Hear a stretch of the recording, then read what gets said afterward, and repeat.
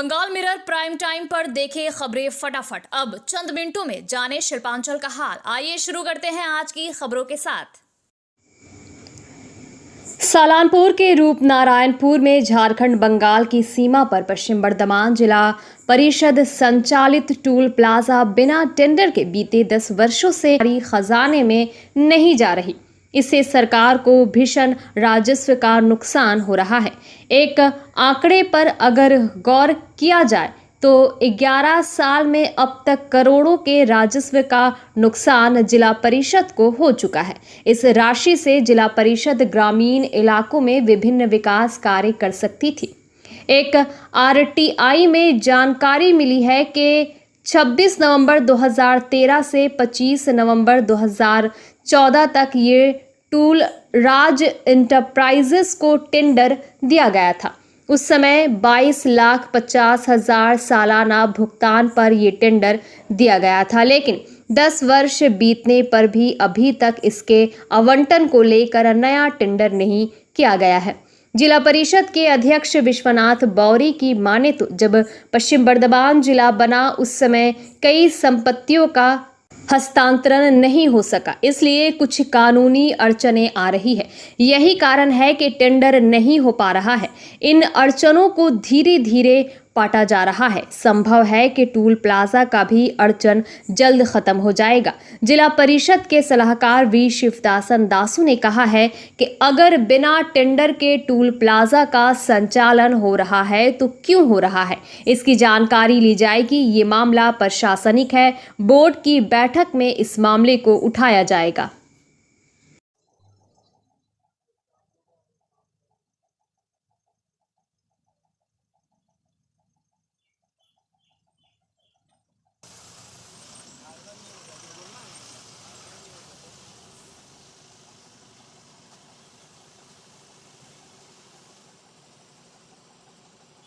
আমি এই মেন্টার শুনেছেন, বহুদিন থেকেই শুনে আসছেন। এখন আমি কিছু বলতে পারছি না, এই জন্য আমি জেলা পরিষদের দায়িত্ব নেওয়ার পর, মেন্টারের দায়িত্ব নেওয়ার পরে আমি পার্শ্ব থেকে বসছেন, আমি সোমবার থেকে বসবো। আর বসার পরে আমি দেখব কি কি ম্যাটার আছেন। যে সরকারকে যে টাকা আর্নিং হয়, যে জায়গা থেকে আর্নিং আসে জেলা পরিষদে, প্রথম ওই জায়গাতে একদম টাইট করে রাখতে হবে। 2 পয়সা সরকারের পক্ষে আসতে হবে। अगर 2 টাকা সরকারের পক্ষে না আসে তো সরকার কীরকম এগিয়ে যাবে আর জেলা পরিষদের ডেভেলপমেন্ট কীরকম হবে।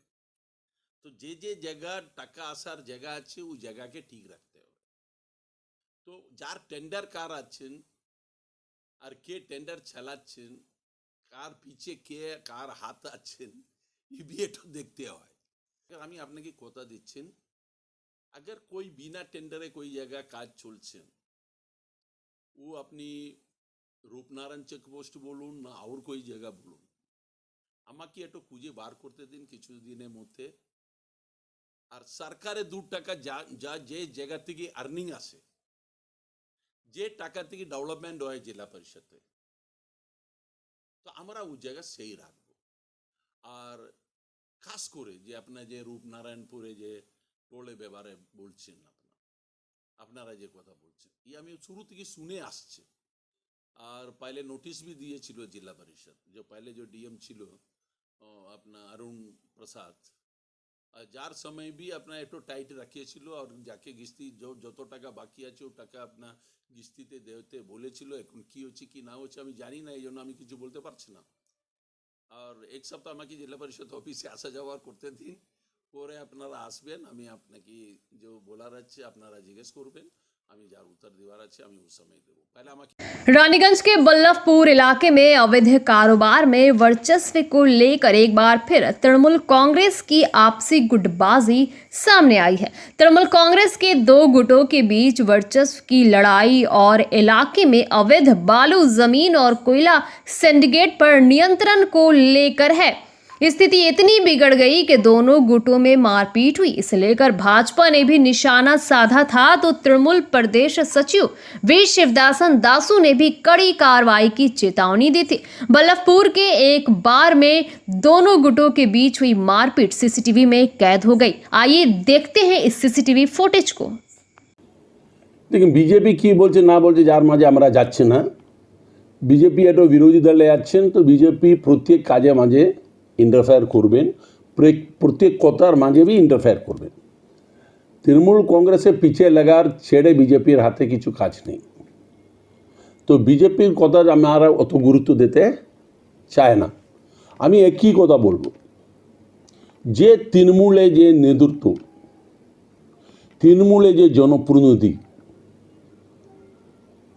যে এটা বাজে কাজের সঙ্গে যুক্ত থাকবেন, তো যার উপর পার্টি থেকে কারবাই হবে। আমার নেত্রী পশ্চিম বেঙ্গলের মুখ্যমন্ত্রী মমতা দি, আমার নেতা অল ইন্ডিয়া তৃণমূল কংগ্রেসের চেয়ারপারসন মমতা দি, আমার জেলা যে নেতৃত্বতে আছেন, এই কাকে ছাড়বে না। পুলিশকে পুলিশে কাজ করতে দিন। যে এফআইআর হয়েছেন, তো পুলিশ নিষ্পক্ষ যাচ করবে আর দোষী ব্যক্তির উপর কারবাই করবে, যার মাঝে পার্টি ইন্টারফেয়ার করতে যাবে না। আমরা দেখছেন যে জেলার মধ্যে তৃণমূলের যে নেতা, যে জনপ্রতিনিধি একটু বাজে কাজের সঙ্গে যুক্ত থাকবেন, তাকে পার্টি ছাড়বে না। আর যত বড় নেতার যার আশীর্বাদ থাকুন, জেলার মধ্যে যত বড় নেতার যার টেনিয়া থাকুন, যাকে পার্টি ছাড়বে না। তৃণমূল কংগ্রেস একটু লাইনে চলে, একটু সিদ্ধান্তে চলে, যে মমতা দির অভিষেক ব্যানার্জির সিদ্ধান্তে পার্টি চলে, তো পার্টিকে ক্ষতি হতে কই দেবে না। আর কই নেতার জন্য পার্টির ক্ষতি কই বরদাস্ত করবে না। তো পুলিশে কাজ করবেন, যার মধ্যে কই ইন্টারফেয়ার হবে না। আর তৃণমূলের বিরুদ্ধে আজকে যে অপপ্রচার করছেন, যে বিজেপি নেতৃত্ব বিজেপি যে জনপ্রতিনিধি, যার কাজ নেই বলে এইরকম কথা বলছে, যাকে নিজের পার্টির মধ্যে দেখতে বলুন। তৃণমূল কংগ্রেস তো অ্যাকশন নিচ্ছে, যে এরকম কারবাইতে থাকবেন আপনি দেখবেন পুলিশ অ্যাকশন নেবে। আর বিজেপির ये कार्यकर्ता নেতৃত্ব যে এইসব বাজে কাজের মধ্যে ইনভলভ আছেন, যার উপর কি বিজেপি অ্যাকশন নিতে পারেন? বিজেপি নেতৃত্ব অ্যাকশন নিতে পারেন? আমার নেত্রী মমতা দি, আমার নেতা অভিষেক ব্যানার্জি এইরকম একটা বাজে লোককে সমর্থন করতে যাবে না। যার নামে আগে আমি আজকে একটু দোষ করছেন, আমি একটু গলত লাইনের সঙ্গে জড়িত আছেন, তো আমার জন্য পার্টিকে ক্ষতি হবেন, তো আমার উপর भी পার্টি অ্যাকশন নেবে। আজ সারা পশ্চিমবঙ্গ জুড়ে একটা মেগা ড্রাইভ নেওয়া হয়েছে, যে সারা পশ্চিমবঙ্গের যারা বিজেপির কার্যকর্তা, সাধারণ মানুষ, তারা রাস্তায় নেমে আজকে সদস্যতা করছেন। এবং আমাদের ভারতীয় জনতা পার্টির মতো একমাত্র গণতান্ত্রিক পার্টি, যার মাননীয় প্রধানমন্ত্রী, আমাদের আগেও মেম্বারশিপ হয়েছে, সেই মেম্বারশিপ হলেও কিন্তু চলবে না, সেগুলো সব বাতিল, নতুন করে করতে হবে মেম্বারশিপ। কারণ আপনি জিজ্ঞেস করবেন কেন? কারণ আমাদের মাননীয় প্রধানমন্ত্রী নরেন্দ্র মোদীজি বলেছেন যে আমি 2014 থেকে যা কাজ করেছি এই দেশের জন্য, সেই কাজটা দেখে মানুষ ডিসাইড করবে যে মেম্বার হবে কি না। আপনি ইভ্যালুয়েট করুন, আর যদি আপনার মনে হয় ভালোবেসে হৃদয় থেকে, তাহলে আপনি মেম্বারশিপ হন। তাই আজকে এই চিত্রা সিনেমার সামনে আমরা বসে আছি, সমস্ত বিজেপির কার্যকর্তা, সাধারণ মানুষ রয়েছে, আমরা সদস্যতা করাচ্ছি। आसनसोल दक्षिण थाना अंतर्गत रास डांगा इलाके में इंडियन बैंक से लोन लेकर उसे ना चुकाने के बाद बैंक ने सोमवार को कोर्ट के निर्देश पर गिरवी रखी गई संपत्ति पर कब्जा कर लिया। पुलिस की उपस्थिति में बैंक अधिकारियों और रिकवरी एजेंट राजीव बैनर्जी ने मुखर्जी परिवार के मकान को सील किया। हालांकि बैनर्जी के परिवार ने दावा किया कि बैंक की ओर से उन लोगों को कुछ दिनों की मोहलत देने की बात कही गई थी, लेकिन उसके पहले बैंक के लोग मकान सील करने पहुंच गए। बताया जाता है कि सत्येंद्र नाथ मुखर्जी और उनके पुत्र सौगत मुखर्जी की हिस्सेदारी में एक कंपनी थी, जिसने बैंक से 65 लाख का लोन लिया था, लेकिन सत्येंद्र नाथ की मौत के बाद लोन को नहीं चुकाया गया। वर्तमान में ऋण सहित ये राशि लगभग 90 लाख हो गई, जिसके बाद मुख्य प्रबंधक रिकवरी प्रवीण कुमार के नेतृत्व में बैंक ने कार्रवाई की। आसनसोल कॉफी हाउस गेट के सामने पुलिस लिखी हुई खड़ी एक होंडा सिटी कार पर आसनसोल साउथ पुलिस फाड़ी की गश्ती दल की नजर पड़ी, जिसके बाद पुलिस ने कार चालक कपिल बर्मन और धातका के स्वप्नील शर्मा से इस संबंध में पूछताछ शुरू कर दी। इस पूछताछ के दौरान दोनों युवक पुलिस को सटीक जवाब नहीं दे पाए और न ही कार में लिखी पुलिस से संबंधित कोई जरूरी कागजात ही दे पाए। ऐसे में पुलिस ने दोनों युवकों को अपने हिरासत में ले लिया, साथ ही कार को भी जब्त कर लिया और आसनसोल साउथ पुलिस फाड़ी ले आए, जहां दोनों युवकों से पूछताछ की गई। आप कॉफी पी रहे थे हमको। हेलो, हाँ तो हमको तो प्लीज सर बात करेंगे लिए। अरे आप कहाँ हैं? आप जिसका साथ आए हुए वो क्या पुलिस में है? अरे वो है, वो नहीं है। कौन है? किसी और का गाड़ी है। तो किसका गाड़ी है? आज जो जिसका साथ आप आए हैं हाँ। उनका नाम क्या है? वो कहाँ का रहने वाला? कोई आसनसोल का रहने वाला, कपिल नाम है। कपिल क्या? कपिल क्या पूरा नाम? कपिल बर्नवाल सर। आपका नाम क्या है? मेरा नाम स्वप्निल शर्मा। आप कहाँ का रहने वाले? आसनसोल। आसनसोल नगर निगम के अस्थायी सफाई कर्मचारियों ने वेतन वृद्धि और अन्य सुविधाओं की मांग को लेकर सोमवार को मेयर विधान उपाध्याय से मिले। सफाई कर्मियों ने कहा कि वर्तमान में उन्हें केवल 9,000 रुपये मासिक वेतन मिलता है, जो मांग है कि वेतन को बढ़ाकर 15,000 रुपये किए जाए ताकि वे अपने परिवार का पालन पोषण कर सकें। वहीं नौकरी के दौरान किसी कर्मचारी की मृत्यु होने पर उसके परिवार को नौकरी में प्राथमिकता दी जाए और उचित मुआवजा भी प्रदान किया जाए ताकि उनका भविष्य सुरक्षित रहे। सभी सफाई कर्मचारियों के लिए परिचय पत्र जारी किया जाए। मेयर विधान उपाध्याय और चेयरमैन अमरनाथ चैटर्जी ने कर्मचारियों की मांगों को उचित बताया और कार्रवाई का आश्वासन दिया। गत बছর আমরা বাড়ি দিয়েছিলাম। গত বছর প্রায় পার স্টাফে ওদের যা ছিল তার 30 টাকা করে বাড়ি দিয়েছিলাম আমরা। 317 টাকা ছিল, এখন মানে 347 টাকা পাচ্ছি। তো সেটা আবার বাড়ানোর জন্য ওরা এসেছে, আমি বলেছি দেখে নিচ্ছি, আমরা আলোচনা করে তারপর আমরা দেখে নিচ্ছি। সুপারভাইজারদের মানে কার্ড আছে, এমনি লেবারদের কার্ড নেই, তো সেটা আমরা দেখে নিচ্ছি। যা বলেছে যেগুলো দরকার নিশ্চিতভাবে দেওয়া, মানে যেগুলো দেওয়া দরকার সেগুলো নিশ্চিতভাবে কর্পোরেশন দেবে। দেখে নিচ্ছি, আমরা আলোচনা করি, আলোচনা করার পর আমরা দেখে নেব। যদি নিশ্চয়ই মানে দেখুন তারা প্রচুর পরিমাণে কাজ করে, মানে শহরটাকে পুরো পরিষ্কার পরিচ্ছন্ন রাখার দায়িত্ব তাদের হাতে। এবার তারা কাজটা প্রচুর করে এবং তাদেরও কিছু সুযোগ সুবিধা দেওয়া আমাদের দরকার, তো সেটা নিশ্চিতভাবে আমরা আলোচনা করে আমরা দেখব। কাজ করছে, ঠিক আছে। তো দীর্ঘদিন কাজ করার ফলে আমাদের কারো 34 বছর কাজ করা হয়ে গেছে, কারো 15 বছর, কারো 16 বছর, কেউ কিছু পায় না। আমরা কারো ইএসআই নাই, কারো পিএফ টাকা নেই, কারো আইডেন্টি কার্ড নেই, কারো যদি মা বাবা মারা যায় আমাদেরকে ধার করতে হয়, ঋণ করতে হয়, বুঝলেন তো। আমরা 8,000 সাড়ে 8,000 টাকা পেমেন্ট পাই, ওর মধ্যে সংসার চালাতে হয়, বুঝতে পারছেন তো দাদা। এটা যদি আপনারা করে দেন, একটু দয়া করে আপনারা কথাটা অপর বলতে আমাদের ডিমান্ডটা 15,000 টাকা বলছি আমরা। আমাদের ডিমান্ড 15,000 টাকা ডিমান্ড। আর আইডেন্টি কার্ড চাইছি 15,000 টাকা,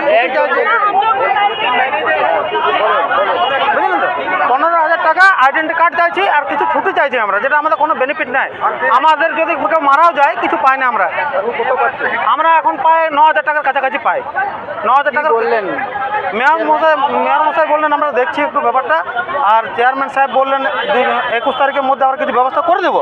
আর কালকে 4 জনকে ডেকেছেন এখানে। रानीगंज के विकास से संबंधित मुद्दों को लेकर सोमवार को रानीगंज सिटीजन्स फोरम का प्रतिनिधि मंडल पश्चिम बर्धमान जिला शासक एस पोन्नावलम से मिला। फोरम की ओर से रानीगंज के विकास को लेकर मुद्दे डीएम के सामने रखे गए। इस दौरान फोरम की ओर से आरपी खैतान एवं प्रदीप कुमार नंदी, अध्यक्ष गौतम घटक, डॉक्टर साबरा खातून, आलोक चक्रवर्ती, विद्युत पांडे, विद्युत हाजरा, बलराम रॉय आदि मौजूद थे। फोरम की ओर से आरपी खैतान एवं प्रदीप कुमार नंदी ने कहा, रानीगंज को फिर से महकमा का दर्जा देने की मांग की गई है। इसके अलावा रानीगंज के राजार बांध तालाब को फिर से ठीक करने की मांग की गई। उन्होंने कहा, ये बहुत बड़ा तालाब है, तकरीबन 43 एकड़ में ये फैला हुआ है। तालाब को ठीक करने के लिए 6 करोड़ रुपए सरकार की तरफ से दिए गए हैं, लेकिन अभी तक तालाब के पुनरुद्धार का कार्य शुरू नहीं हुआ है। इसके साथ ही ट्रैफिक जाम को लेकर भी बातचीत हुई। নমস্কার, আমি রানীগঞ্জ সিটিজেন ফোরামের পক্ষ থেকে বলছি। আমি জেনারেল সেক্রেটারি, আমার নাম প্রদীপ কুমার নন্দী। আমরা এসেছিলাম, আমরা একটা প্রতিনিধি দল নিয়ে রানীগঞ্জের উন্নতির জন্য অ্যাকচুয়ালি কতকগুলো আমরা এখানে রিকোয়েস্ট করে গেলাম ডিএম সাহেবকে। আমরা মেমোরেন্ডাম অলরেডি দিয়ে দিয়েছি। সেই মেমোরেন্ডামের থ্রু দিয়ে আমরা রানীগঞ্জের যেসব যে জায়গাগুলো আমরা জানি যে একটু অসুবিধায় পড়ে আছি আমরা, সেই অসুবিধাগুলো কী করে দূর করা যায় সেটা নিয়ে অ্যাকচুয়ালি ডিএম সাহেবকে আমরা বললাম। উনি খুব সুন্দরভাবে আমাদের প্রত্যেকটা কথা শুনেছেন।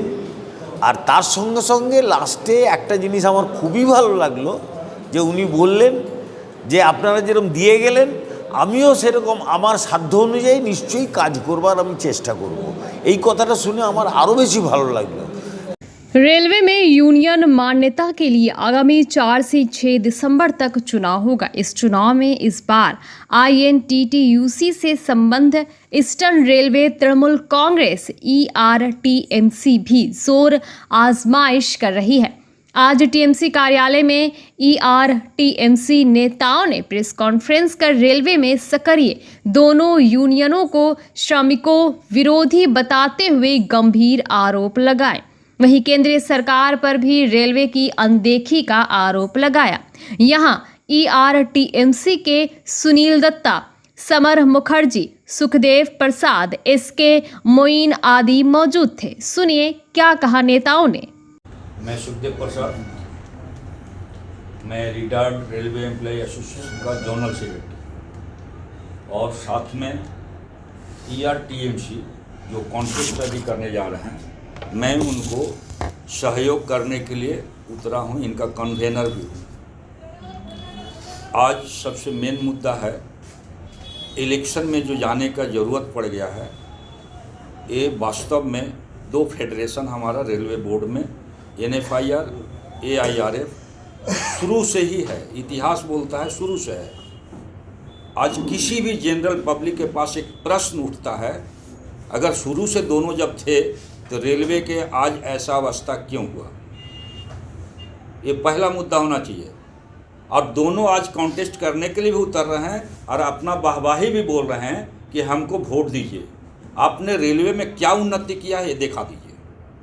हमारा पहला बोलना है यहाँ, आज का डेट में रेलवे एम्प्लॉय का शोषण इतना अधिक हो गया। जैसे आपको हम एग्जाम्पल देते हैं, आज का डेट में कोई भी रेलवे एम्प्लॉय का फिजिकल पास नहीं मिलता है सारा भारत में। इसको पहला हम लोग रेलवे रिटायर्ड एम्प्लॉय एसोसिएशन की तरफ से प्रोटेस्ट करके इसको हमने रुकवाया अपना पेंशनर लोगों के लिए। आज भी हमारे यहाँ पेंशनर लोगों का फिजिकल पास मिलता है मगर एम्प्लॉय को नहीं मिलता है। आज दोनों फेडरेशन वहाँ रह करके क्यों नहीं कर रहे हैं भाई? एग्जाम्पल आपको बता रहे हैं।